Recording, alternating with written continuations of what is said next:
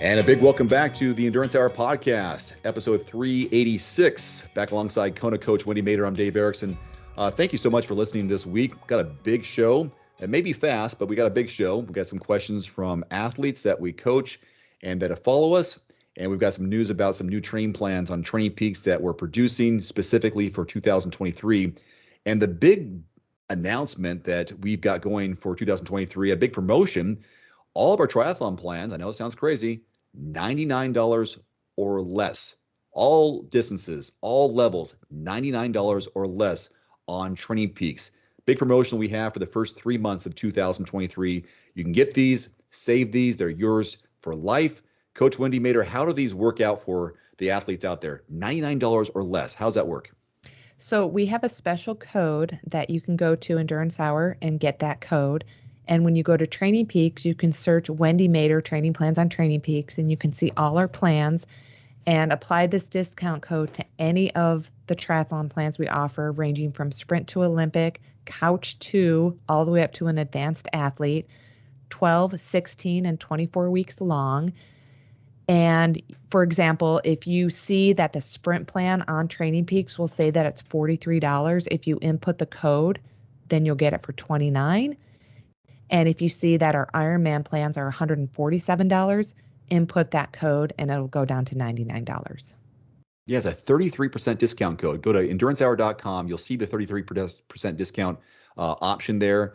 Send in your email address. We'll send you the code, and then you can apply it to that plan, any plan you want, and you save 33% on any of our plans. So $99 for an Ironman, beginner or advanced, $79 for a half Ironman. This can be the straight up plan, a beginner plan, advanced plan, or specific to an event. And we've got some plans that we've got specifically for 2023, like Coeur d'Alene, Chattanooga, 70.3 Boulder 2023. Get those plans for $79. Olympic, $49 with our discount code. And that goes through the end of March using these codes, and then we go back to the normal pricing. So you'll see a posted price, but use our discount code, it drops it by 33% through the end of March. Coach, we've got some questions that were messaged in to us about this season and some triathlon questions in general.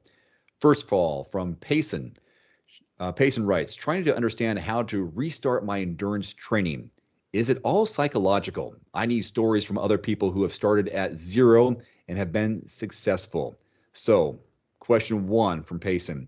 Is there a difference between 2 days a week of intense training versus a little bit every day? We'll go with that one first. So first I want to say, definitely hearing other stories of other athletes who have gone from, let's say, the couch to an Ironman over 32 weeks. I've seen that happen. That's why we created training programs for people like that. And again, the level of a couch to type of person is going to vary slightly from person to person. And there are a lot of stories that we share in our T2 Endurance Facebook group of athletes sharing, some setbacks or struggles that they're having. So if you haven't joined that group, it's definitely something you want to look into joining. And you just have to start. I think sometimes for some people, if it's been a while since they've been on any type of fitness journey, the hardest part is just restarting again. And you just have to commit to taking that first step, that first stroke, whatever you're doing, and see how far it takes you on day one. And then hopefully it takes 21 days, they say, to create a habit. Hopefully, if you can maintain some consistency for 21 days, you'll get in a habit and you'll reinvigorate your body, mind, to be able to continue to do it. So going on to your first specific question, as the difference between, just training 2 days a week, say on the weekend, I call that a weekend warrior, versus training a little bit during the weekdays, there's a huge difference. Your body, let's take, for example, if you had 70 minutes, it's better to do 10 minutes 7 days a week than it would be to do 1 day a week of 70 minutes, because your body adapts differently. And with any type of training that I've ever created, the frequency has to happen first. Once you develop that frequency, you develop that consistency, then you build on endurance, and then you build on intensity. So if you're only doing that 1 day, 70 minutes, whatever sport it is, that's a long endurance day. And then you only do that one day a week. Your body's not going to remember, and you're not going to get the adaptations that you're looking to get when you're able to just to train more frequently. So there's definitely a difference between those two. And the next question, how important is a tri-bike versus a road bike with aero bars? And again, it's a subjective word. It depends on what important means to you. If the course is going to be flatter, you definitely want to take advantage of an aero bike that fits you. And so you can ride in the aero position, because when you're aero, that's like free speed. You're going to go faster. If the course that you're training on is hillier, you might want to opt for the road bike, because it's easier to manage uphills and downhills on a road geometry bike. And so it kind of just depends, like all these questions, it really just depends on your goals, your experience, your time available to train, and the nature of the course. Good question. Next up from Scott, did you see the announcement of New York Ironman 70.3? Don't know many details, but it could be interesting race. One topic I would love to hear you guys talk about and opinions on, the pros and cons of inaugural races, tips, what to look out for, etc. I'm sure you guys have a ton of insight into this. Wendy, what have you heard about 70.3 New York? So before Scott emailed me this question, I had gotten the email update from Ironman, and I haven't looked into it, other than my initial reaction is, oh my gosh, they've done an Ironman in New York before, and it was a disaster from what I heard. And I think you said it was in 2012. And so the con of doing an inaugural Ironman is they just don't have all the kinks worked out. They might not have the kinks worked out with the city that they're hosting the event. Spectators, volunteers, if there's never been an event hosted in their city, they might not embrace it, and they might not enjoy it, and they might not want it to come back. Being Ironman as a corporation, and they've been around for so many years, all their events are pretty much the same. They have the same expo, they have the same, everything's the same. Like the website, the only details they change on their website is kind of the details with the way the course is, the swim, bike, and run. But for the most part, whenever I've gone to an Ironman, I can expect the same thing. I can expect the same emails. I can expect the same stuff at the expo, and the same, it's easy for them. And that is, I think, is a pro. When you're doing an Ironman sanctioned event, you know what you're going to get, versus doing a non-Ironman sanctioned event. The local people, you just don't know what kind of quality you're going to get. I think Ironman brings a quality event, so that's a pro to having an inaugural event.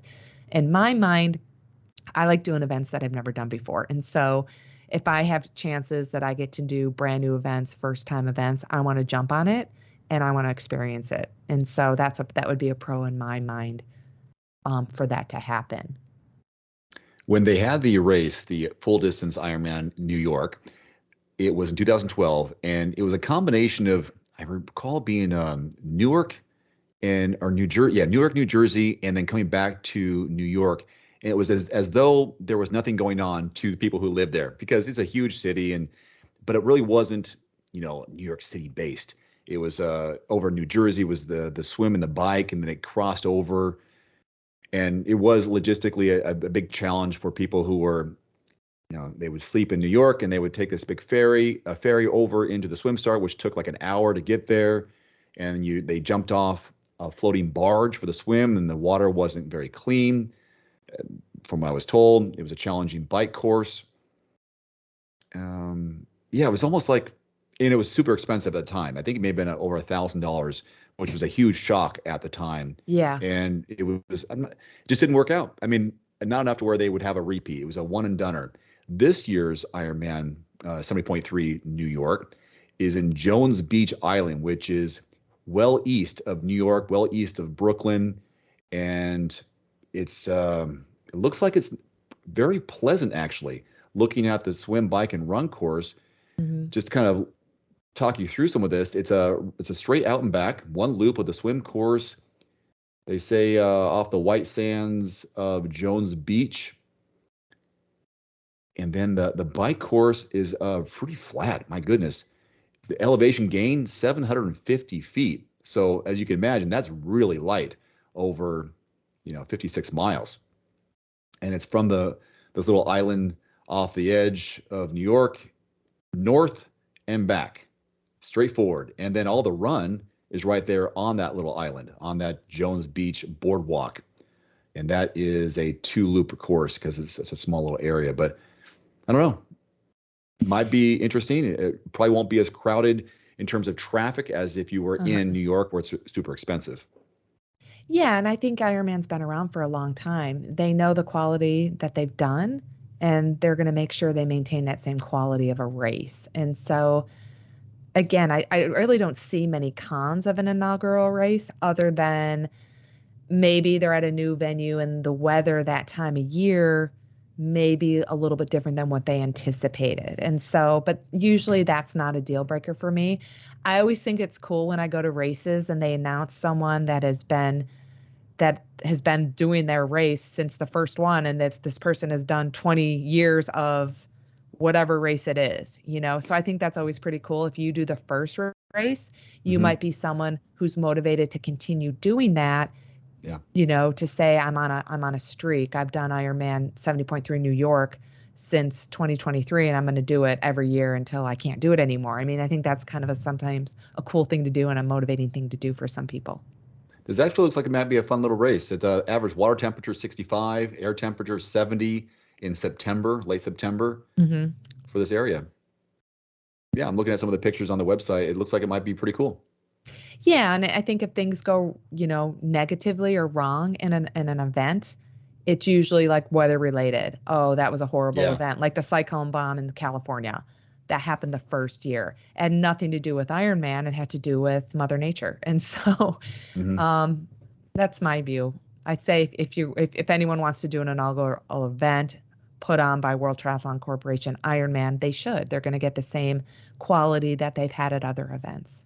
And my guess too, since it's been a decade since they did a race in New York, that they've done the research. There's enough of a need for them to invest in this location to go to New York and do one, even though it's there on Long Island area. Hey, good for them, and hopefully you can do it. Then you can give us some feedback on how it went, and we'll see, I'm sure, videos of people's lead up and race day highlights. Yeah, for sure. Mary writes, goggles question for you. Any tricks to preserving the anti-fog, or do you use a spray to keep it from fogging up over time? And I can't recall. I've heard people say like they'll use like dish soap to create a little film on inside, and then they wash it out. But I don't know. I haven't had that many problems with it. Have you?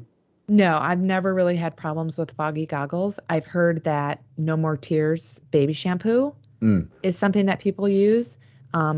I've heard people spit in their goggles, and that's what I do. If I need to, I'll either lick my goggles or spit on them.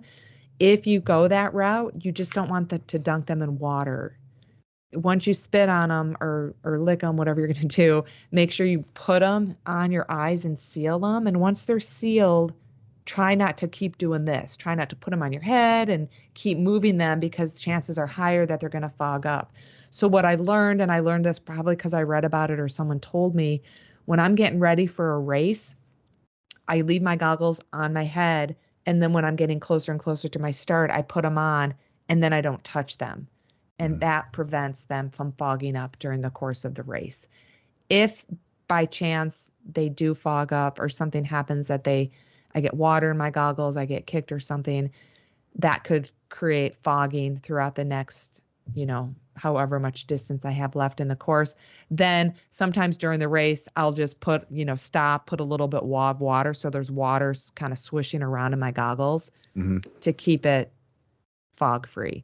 I've never used an anti-fog product, and I've been doing this for over 30 years. Yeah, maybe it's just, I don't know where they're getting not they're getting their information, but maybe someone else just warning them that could be a problem. Yeah. Yeah. Ironman triathlon training can be a overwhelming, daunting thing to take on, but it's easier when you have a plan, even easier when you have a coach guiding you. We've talked about this, but since we're talking about plans, talk about the pros and cons of a plan versus a coaching plan where someone hires you as a coach, because there are thousands of plans for a distance online. What separates a plan versus a coaching plan? So that's a great question. So you can go to like beginnertriathlete.com and get free plans on there. And usually those types of plans tell you go run for 30 minutes, swim for 30 minutes, bike for 30 minutes. So it's or certain mileage. So it's just based on distance. And that could be really good for a beginner. I mean, that's how I started 30 years ago. And then there's plans that add a component of intensity. If you're going to go, today's 30-minute swim is zone 2. Tomorrow's 30-minute bike is zone 3. And that's it. They don't really detail a warm up, a cool down, or a main set. And then there's our type of plans where we actually provide coaching videos and content within the plan that before every week in some and or every phase of training. So every 4 weeks, we provide you with a video and educate you on what to expect for that next week or that next phase of training. And then within our plan, we have podcasts that we've done, we have blogs, we have videos that we've included that will help you manage, manage open water swimming, how to put on a wetsuit, how to take off a wetsuit, how to acclimate to cold water. So we're providing all this within the plan. So you're still getting a training plan and you're still navigating through it on your own and you're still making adjustments to the training days of the week based on your life schedule. But we try to help educate you with our course content within that plan. And then next would be personalized coaching. If you needed more accountability and you needed more instruction and you needed more tailorization or personalization to your plan, where you need a professional to help you say, okay, this week you need to swim, bike, and run these days at this intensity based on your fitness level. Next week, your life schedule changes. These are the best days to swim, bike, and run based on your life schedule. Mm-hmm. So hopefully that answers the question. Yeah, and keeping a log for yourself is also one of those nice little benefits. Not just like, oh, I did it, check off the list. What's tomorrow? No, keep a log of how'd you respond? What was your pace? What was the morning like? Did you get enough sleep? How were you feeling afterwards? How sore were you? Should you be working out on an intensity day the next day if you're not recovered correctly? What is your recovery protocol? Are you getting massages? Are you doing some ice baths? Something along those lines. If you don't know, I mean, you go into it blind. I guess you don't know what you don't know, and that's where some of the coaching tips and then personalized coaching is even one step further. When you're serious and you want to have results. If you want to go out there and just have fun, fine. Get a plan. They're free. They're all over the place.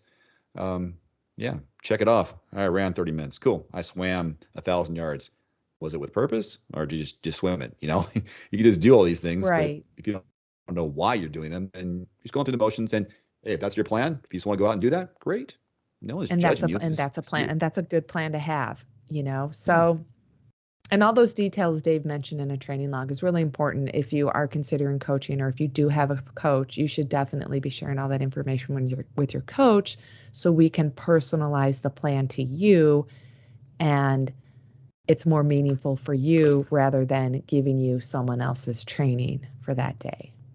I think the value of Training Peaks for me as an athlete and for you as an athlete and a coach is what a great platform that they created, because I can look back and all my plans are still there. I can go back and look at Arizona from 10 years ago and see because I'll upload my data or look at my plan leading up to it and see the notes that I left or the coach left. Oh, maybe you shouldn't have done this, or clearly your results speak for themselves because you didn't train hard enough or you overtrained or I love the Training Peaks value. And there's a free account and there's also what's the other called? An advanced or premium. Just a premium account. What's the difference between those? What do you get with a premium in the cost? So the free account, obviously, the basic account is free. A premium account, I believe it's $120 a year, but they may have increased the price. I usually find out when there's discounts, and I usually include that in one of our newsletters on Mondays when Training Peaks is offering some deals. But with the premium account, if you have a coach, when you log subjective data or you download data from your GPS device, your coach can get a notification. And then someone like me, I'm access to my phone a lot. That's how I work. I can go into and make some comments and analyze your data. And then you will get a notification. I think that's the biggest thing about having a premium account is the communication and the notifications that coach and athletes receive after writing something in their log. And then you as an athlete also have the capability of, if you have a coach or if you have a training plan, you have the capability of sliding the workouts to certain days of the week that you want to complete them. With a basic account, I don't think you can do that. So if you have a 16-week training plan that you purchased on Training Peak and you have a basic account, those days of those workouts are set in stone. You're not going to be able to move them around, but I believe with a premium account you can. So there's a couple other features, but those are the two important ones that I use a premium account for. Now, we've already mentioned how all of our triathlon plans are $99 or less, regardless of distance and level of whether you're coming off the couch, that's what we call the Couch 2 programs, or you're beginner, advanced. We have made some specialty training plans that are specific to the course. Some of it was kind of as an experiment to see, I remember thinking about the Ironman 70.3 Coeur d'Alene a few years ago when my local triathlon club was preparing for it. They get a club and they get dozens of people who are going to race it. And it's a nice little community event. And it's like, let's make a Coeur d'Alene 70.3 plan just for them. They can, they can use it and we've got experience and they can prepare for the course itself. So we started doing that. And then we thought, well, let's expand it in 2023. So we made a 70.3 Chattanooga course training plan with a course preview, so you know how to prepare for that specific course. So it's beyond just a beginner 70.3 plan. It's a plan specific for that event. And we also did that for 70.3 Boulder last week. And we have a couple of full distance ones. Can you talk about the full distance ones we've done so far and what we're that are in the works? Yeah, so we've done Ironman California, Ironman Florida, Ironman Arizona, Ironman Coeur d'Alene. I believe those are the 4 fulls that we've done courses, training plans for. And Lake Placid and Chattanooga full courses are also in the works. So 6 of them. That's pretty good. Yeah. And that's for 2023. We'll make new ones for 2024 if there's a demand for it. If you're looking for a certain course and there's enough people who want to do it, we'll do that as well. So it's a plan for the course with course previews, so you know what to expect on this year's course. Here's the swim. It's 1 loop or it's 2 loops. Here's the bike. Here's the loops. Here's how to prepare and navigate this specific course with the elevation gain, so on. Same with the run course. Right. And those specific courses that we've already done, Dave and I have raced on. And so we have experience that we share within our course previews. Yeah, that's the cool part for us is, Boulder, you've done it so many times. I've done it once. Coeur d'Alene, I've done it a number of times. So we've got some experience we can share with you. And more to come. So when you go to Wendy Mader's Training Peaks account on Training Peaks, you can see all the courses that we have created and more to come for this year. And those will still be at the discounted price up until the end of March. Those are the bullet points that we wanted to cover in this quick but big podcast today. Anything else I'm missing that you want to bring up? No, I think that's about it. If you have questions, make sure you can email or text me like the 3 that we just answered. You can also join our T2 Endurance Facebook group and post questions in there or any concerns that you have. And we're pretty available. Yeah, endurancehour.com. That's where you can get that discount code for our Training Peaks. Also see all of our training plans that are listed there. Sign up for our newsletter, which we send out 2 each week. And one is a recap of the podcast with some other resources, and one on Monday, which has all of our discount codes and relationships we have with sponsors, products, and so on. So if you want to save some money, sign up for that discount for that newsletter. You get 2 newsletters per week, and one's all about discounts and one's all about the podcast and other resources. That's it for me as well. So With that, thanks so much for watching this week's episode of the Endurance Hour 386. For Wendy, I'm Dave. Have a great week of training, racing, or recovery. See you next time. Adios. Adios.